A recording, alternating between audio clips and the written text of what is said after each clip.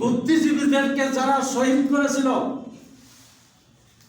৭১ সালের ১৪ই ডিসেম্বর,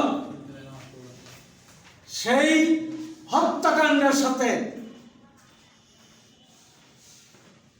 এই শরীফ উসমান হাদির হত্যাকাণ্ডের মিল আছে বলে আমি বিশ্বাস করি। তারাও চেয়েছিল বৈষম্য বিরোধী সমাজ, হাদিরাও চেয়েছিল বৈষম্য বিরোধী সমাজ।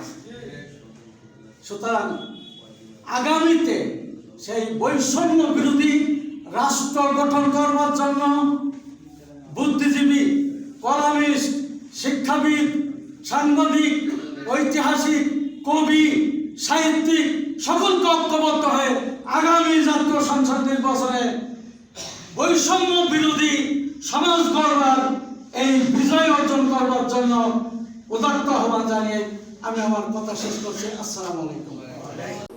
এই যে কোনো আধিপত্যবাদের বিরুদ্ধে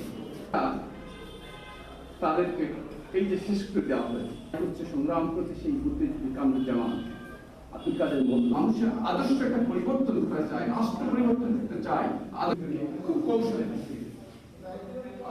এই ভারতীয় আধিপত্যবাদ বিরোধী আন্দোলন হৃদয়কে স্পর্শ করে যেত।